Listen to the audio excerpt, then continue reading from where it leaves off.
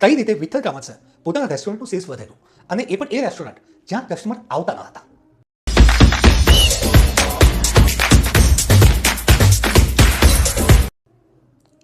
હે, આજે આપણે વાત કરવાના છે one of my favourite book, તમન્ના તમારી અને માગક મારો.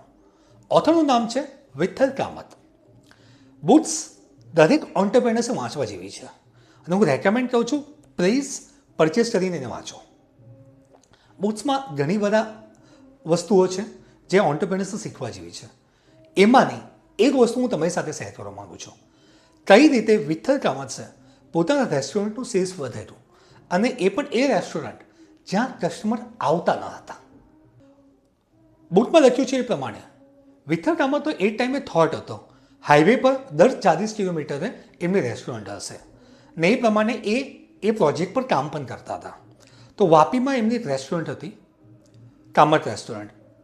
એ ટાઈમે એ બધા રેસ્ટોરન્ટની મુલાકાત લેવા ગયા, ત્યારે એમણે જોયું કે પર્ટિક્યુલર આ રેસ્ટોરન્ટના ત્યાં વોકિંગ ઓછું છે. દેટ મીન્સ એ કસ્ટમરનો ફ્લો ઓછો છે. તો પછી એ વિચારતા હતા શું કરીએ, શું કરું. ત્યારે એમના માઇન્ડમાં એક થોટ આવ્યો. એમને શું કર્યું, રેસ્ટોરન્ટ સપોઝ આટે છે, રેસ્ટોરન્ટની આગળ 10 કિલોમીટર ને પાછળ 10 કિલોમીટર બંને બાજુ જોયું બીજા રેસ્ટોરન્ટમાં કેવું છે.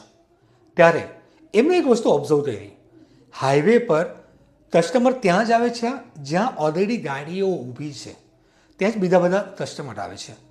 તેમને તરત જ તેમના મેનેજરને ફોન કર્યો, અને મેનેજરને કીધું એક કામ કર, રેન્ટ પર અમુક ગાડી લે અને આપણા રેસ્ટોરન્ટની બહાર મૂકી દે. જેવી રીતના એ સ્ટેપ લીધો ને, એક નાનકડું સ્ટેપ આવ્યો. જેવી રીતના એ સ્ટેપ લીધો ને, ત્યાં કસ્ટમરનો ફ્લો ઓટોમેટિક વધવા લાગ્યો. ફ્રેન્ડ્સ, આમાં હું તમને એ જ કહેવા માગું છું, એમને એક નાની વસ્તુ કરી અને સેલ્સની બાજી આખી પલટી કાઢી.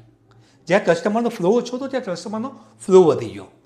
તો હવે આપણે આપણા બિઝનેસમાં વિચારવાનું છે, એ મેન્યુફેક્ચરિંગ હોય, રિટેલ હોય, રેસ્ટોરન્ટ હોય કે સર્વિસ હોય, એવું તો નાનકડું સ્ટેપ લેશું જેથી આપણા ત્યાં ઇન્ક્વાયરી, સેલ્સ વધી શકે.